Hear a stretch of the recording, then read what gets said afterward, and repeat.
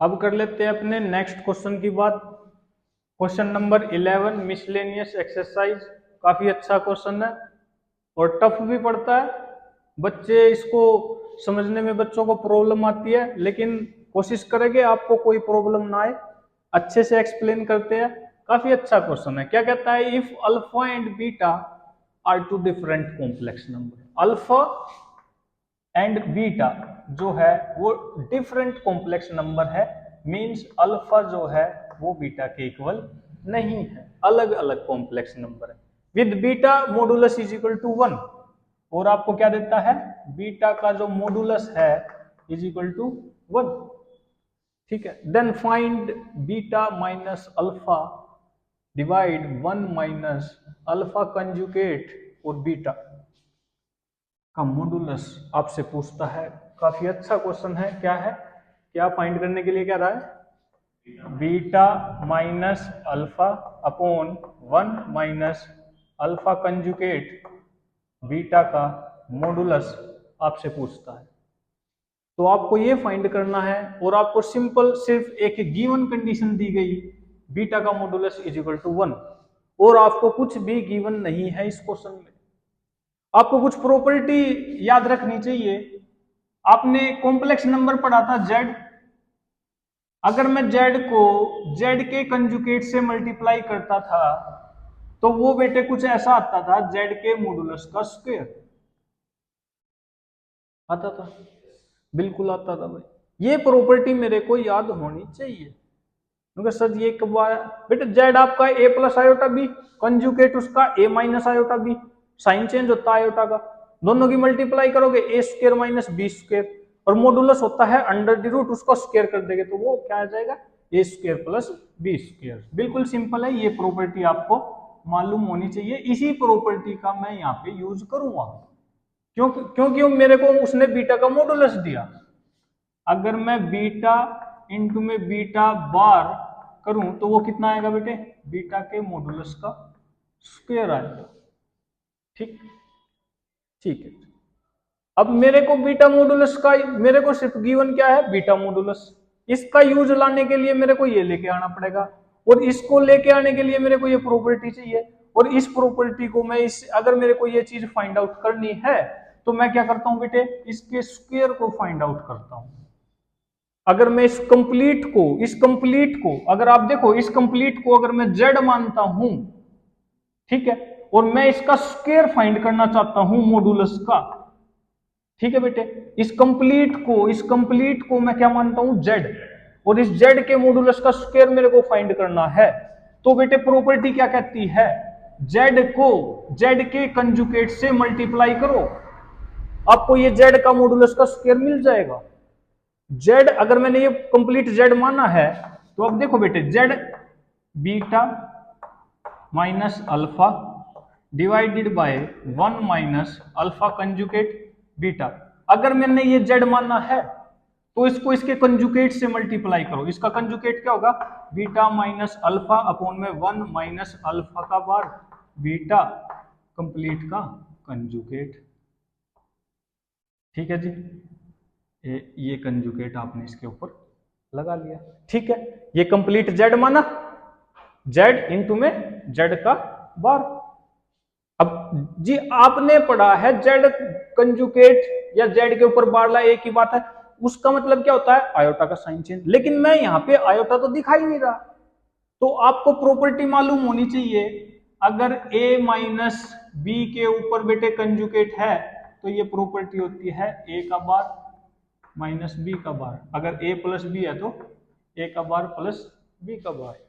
Simple property आपको मालूम होनी चाहिए। ठीक है भाई, कोई दिक्कत नहीं। रखते हैं भाई इसके अंदर beta minus alpha divided by 1 minus alpha beta. हाँ जी, इसका कंजुगेट अभी प्रॉपर्टी बताई बेटे, ये आ गया बीटा का बार, माइनस है तो माइनस अल्फा बार, ठीक है जी, डिवाइडेड बाय 1 का बार बेटे 1 ही होता है, ये चीज आपको याद रखनी है, 1 का बार 1 ही होता है।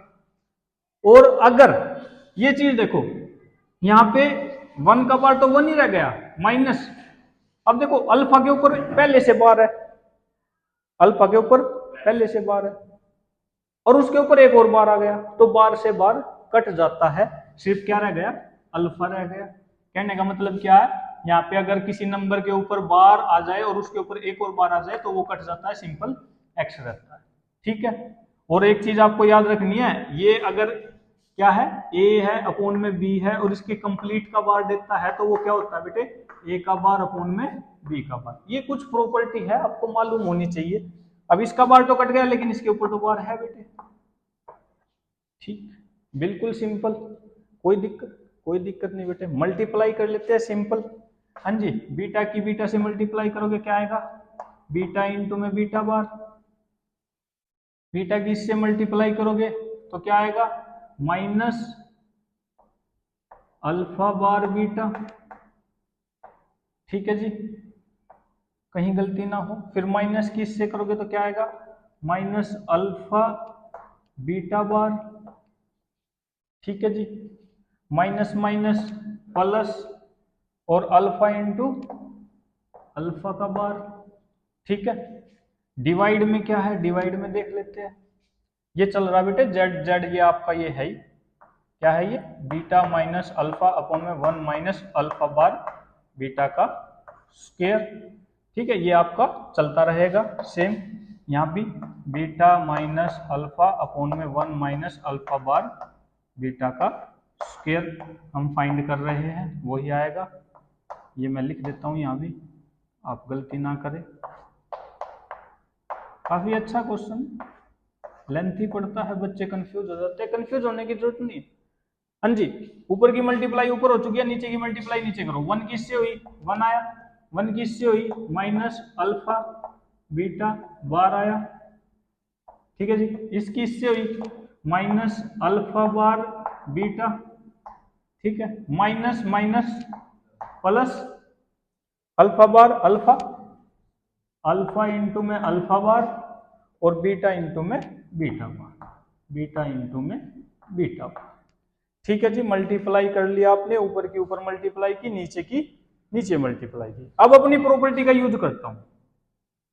जेड इंटू जेड बार का क्या है, मॉडुलस का square. Beta into beta bar क्या होगा बेटे, बोलो, बीटा इंटू बीटा बार क्या होगा जी, बीटा के मॉडुलस का स्क्वायर होना चाहिए या नहीं होना चाहिए प्रॉपर्टी के अकॉर्डिंग। भाई जेड की जगह क्या है, बीटा, और यहाँ पे बीटा बार, यहाँ जेड इंटू जेड बार का मतलब मॉडुलस का स्क्वायर, ऐसे ही यहाँ पे मैंने बीटा का स्क्वायर लिख लिया, minus alpha bar beta minus alpha beta bar plus, अब देखो अल्फा इंटू अल्फा बार तो प्लस अल्फा के मॉडुलस का स्क्वायर। बिल्कुल ठीक है बेटे, कोई दिक्कत नहीं। ठीक है जी, नीचे डिवाइड में देख लो, 1 as it is minus alpha beta bar minus alpha bar beta. ये देखो बेटे, अल्फा इंटू अल्फा बार क्या होगा, प्लस अल्फा के मॉडुलस का square, beta into beta bar क्या होगा, बीटा के मॉडुलस का स्क्वायर। कोई दिक्कत, किसके इक्वल है ये आपका इक्वल है बीटा माइनस अल्फा अपॉन में 1 माइनस अल्फा इंटू में बीटा का मॉडुलस का स्क्वायर। अब बीटा मॉडुलस कितना है, 1, 1 का स्क्वायर करोगे क्या रहेगा, 1 ही रहेगा। रखो, क्या रहा आपका ये, beta minus alpha upon 1 minus alpha bar beta का मॉडुलस का स्क्वायर इज इक्वल टू, हाँ बेटे इसकी जगह पे 1 minus alpha bar beta minus alpha beta bar plus alpha के मॉडुलस का square 1 minus alpha beta bar minus alpha bar beta plus alpha के मॉडुलस का स्क्वायर, और इसकी जगह पे क्या आ गया बेटे, 1। अब देखो ऊपर और नीचे दोनों की दोनों टर्म कैसी आई, सेम आई, सेम आई तो बेटे कंप्लीट कैंसल आउट हो गई, कैंसल आउट हो गई तो beta minus alpha upon 1 minus alpha bar beta का मॉडुलस का जो स्क्वायर आया वो कितना आया बेटे, 1। ठीक। अब ये जब स्क्वायर इधर से इधर जाएगा तो ये अंडर रूट बनेगा, और 1 का अंडर रूट कितना रहता है बेटे, 1 ही रहता है। लेकिन अंडर रूट में आप बोलते हो सर प्लस माइनस में आता है, लेकिन यहाँ पे हम प्लस लेंगे सिर्फ, क्यों, क्योंकि मॉडुलस क्या देता है, ऑलवेज पॉजिटिव वैल्यू। मॉडुलस क्या देता है आपको, ऑलवेज पॉजिटिव वैल्यू। तो इसका आंसर क्या आ गया बेटे, +1 आ गया, और प्लस को आप लिखा नहीं करते, दिखाया नहीं करते, ठीक। तो इसका आंसर क्या आ गया, 1। वेरी सिंपल क्वेश्चन है, काफी अच्छा है। सिर्फ आपको ये प्रॉपर्टीज आपको मालूम होनी चाहिए जो आपकी हेल्प कराएगी। देख लीजिए, कोई भी प्रॉब्लम है तो आप पूछ सकते हो।